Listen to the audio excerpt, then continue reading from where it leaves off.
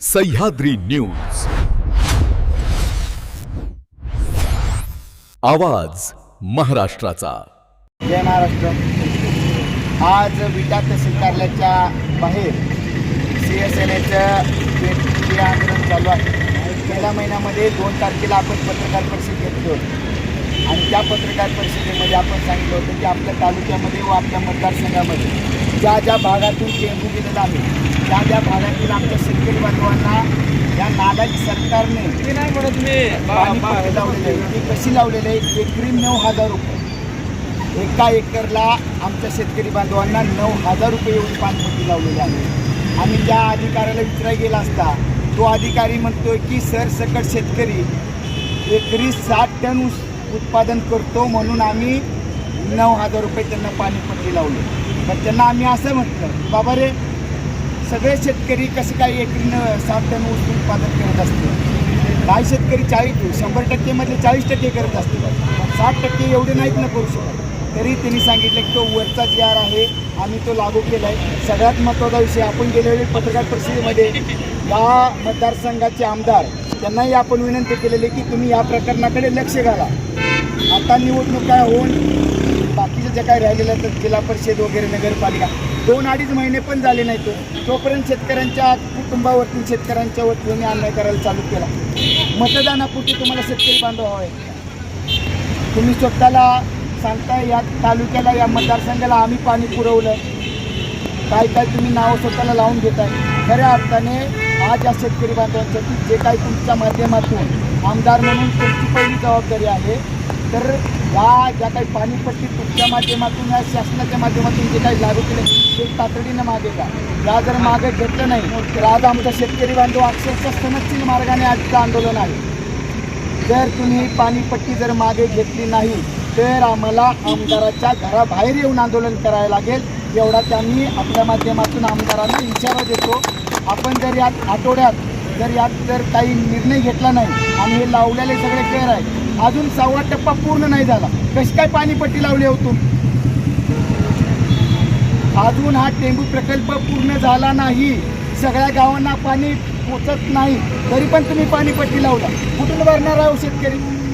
आज तुम्ही बघा, आमचा शेतकरी सगळ्यात साध्या कुटुंबातला आहे, 9,000 रुपये तुम्ही जर एकरी लावत असाल तर आम्ही ते शांत बसणार नाही आणि ते खपून पण घेणार नाही, एवढंच आपल्या माध्यमातून सांगतो। जय हिंद, जय महाराष्ट्र। शेतकरी एकजुटीचा, शेतकरी एकजुटीचा जय जाऊ, जय शिवराय। आज आम्ही CSNAच्या माध्यमातून आपल्या तालुक्यातील शेतकऱ्यांसाठी इथं संघर्ष करत आहोत। ज्या शेतकऱ्यांचे लाभदायक शेतकरी आहेत, लाभग्रस्त शेतकरी आहेत, त्या शेतकऱ्यांवर अव्वाच्या सव्वा आणि जुळून करणारी कशी पाणीपट्टी जी सरकारनं आकारली आहे ती आकारली गेलेली पाणीपट्टी त्वरित मागं घ्यावी।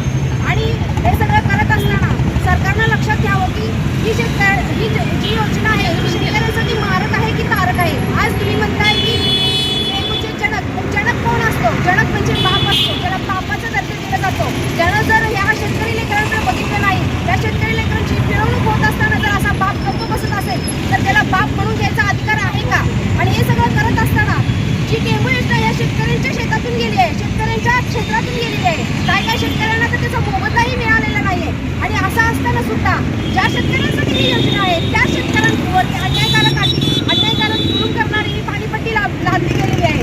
असं करत असताना त्या शेतकऱ्यांचा कुठलाही विचार केलेला नाही। भले बरं त्या शेतकऱ्यांचा तेवढा ऊस गेलाय का? त्याचं तेवढं क्षेत्र उलिताखाली आलंय का? बरं त्या शेतकऱ्याचं तेवढं क्षेत्र आहे का?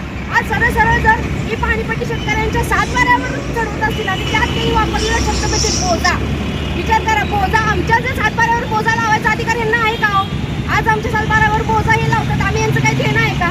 उलट आमचेच हे देणं आहेत, आम्ही त्यांच्यासाठी घेतलेले आहेत, त्यांना मोबदला दिलेला आहे। आज शेतकऱ्यांनी तिथं कुठलाही मोबदला घेतला नाही, अशा शेतकऱ्यांना सुद्धा विचारात घेतलं गेलेलं नाही आणि त्यांच्यावर आवाची सभा पाणीपट्टी लावून त्यांच्यावर जुलूम करण्यात येत आहे। अशा शेतकऱ्याचा मी जाहीर निषेध करते आणि तातडीनं आज जे कोण प्रस्थापित असतील सरांनी सांगितलं की जे निवडून नाही आलेत अशी लोक सुद्धा, मग तुम्ही नुसतं मतदानाच्या काळात तेवढं येऊन पोकळत बसता का? आम्हाला मतं हवी, मतासाठी तुम्हाला फक्त जनता हवी आहे का? आज शेतकरी राजा म्हटलं जातं, भारतीय अर्थव्यवस्थेला शेती आहे, 70% शेतकरी असताना आज प्रत्येक वेळेला माझा शेतकरीच का भरला जातोय? आज तुम्ही विचार करा, कितीतरी मोठे व्यापारी आहेत, गुंड आहेत, कितीतरी त्यांच्यावर भ्रष्टाचाराचे आरोप आहेत, कितीतरी त्यांची रक्कम माफ केली कर्ज माफ केली जातात. त्यांच्या याच्यावर कधी बोजा चढलाय का? त्यांच्या मालमत्तेवर बोजा चढलाय का? त्यांच्या घरादारावर कधी बोजा चढलाय का? मग माझा शेतकरीच या पिळवणुकीचा हकदार का? आज माझा शेतकरी कुठल्याही प्रकारे अशा प्रकारची पिळवणूक सहन करणार नाही आणि शिवसेना गप्पही बसणार नाही. आज शेतकऱ्यांना स्वतःच्या जमिनी दिलेल्या आहेत तिथं. असं असताना सुद्धा जर शेतकऱ्यावर असा अन्यायकारक बोजा चढवला जात असेल तर आमची शिवसेना त्या बाबतीत कधीही गप्प बसणार नाही. माननीय आमदार साहेबांनी निमित्त आम्हीच दाखवलं की आम्ही मिटिंग घेऊ आणि लग्नाचं निमित्त दाखवून त्यांनी ती मिटिंग कॅन्सल केली. हा कुठला प्रकार आहे? हा सरळ शेतकऱ्यांना ब्रिटिश धरण्याचा दिशाभूल करण्याचा प्रकार आहे. त्यांनी असं करू नये.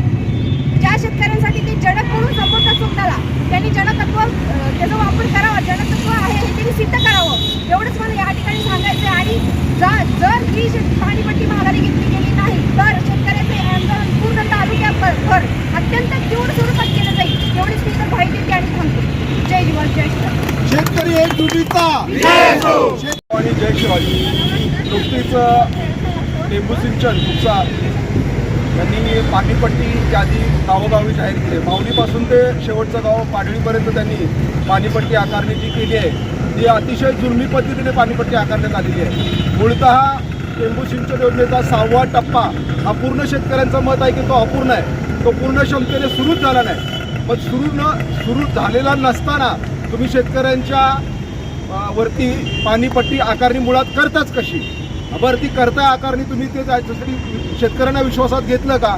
9,700 रुपयाच्या आसपास एकरी त्यांनी पाणीपट्टी आकारणी केली आहे. जर आज शेतकऱ्यांचा एका एकरमध्ये होणारा खर्च, त्याची होणारी सगळी काही मशागत आहे किंवा त्याची स्वतःची मेहनत आहे, बी बियाणं आहे, लागवड आहे, हा खर्च विचारात घेता त्याला एकरी उत्पन्न 22 ते 23 क्विंटलचं पण येत नाही आणि तुम्ही त्याच्यावरती पाणीपट्टी आणखी जुलमी पद्धतीने आकारताय. तर ती सगळ्यात पहिली शिवसेनेची मागणी ही आहे की ही पाणीपट्टी आहे ती ताबडतोब मागे घ्यावी. दुसरी मागणी अशी आहे की तुम्ही पूर्ण पाणी न झालं असताना कशा प्रकारे तुम्ही कारखान्यामध्ये पाणीपट्टी वळीत करून घेतली आहे. ही जी रक्कम आहे शेतकऱ्यांची, ती सगळी रक्कम शेतकऱ्यांच्या अकाउंटला परत फिरवली गेली पाहिजे.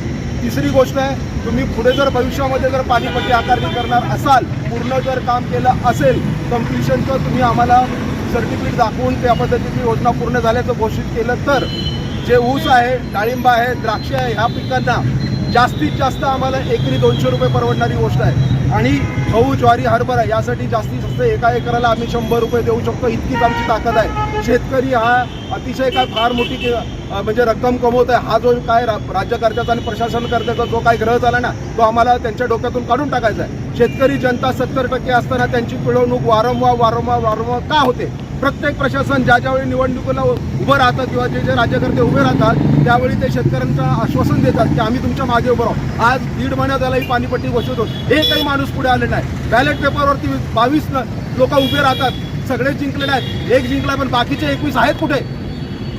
जो जिंकला तोही नाहीये आणि जे हारले तेही नाहीत. मग शेतकऱ्यांनी जायचं कुठे? तर आम्ही आज स्वतः शिवसेनेच्या माध्यमातून आमच्या स्वतःच्या संघर्षासाठी पुढे आलेलो आहे आणि आम्ही ही पाणीपट्टी कुठल्याही परिस्थितीत लागू करून देणार नाही. मला प्रशासनाला, राज्यकर्त्यांना, त्यांच्या बडव्यांना हेच सांगायचं आहे की ही पाणीपट्टी तुम्ही गपगुमान मागे घ्या, नाहीतर येणाऱ्या प्रसंगाला तुम्हाला शेतकऱ्यांच्या रोषाला येणाऱ्या दिवसामध्ये सामोरं जावं लागेल. जय हिंद, जय महाराष्ट्र.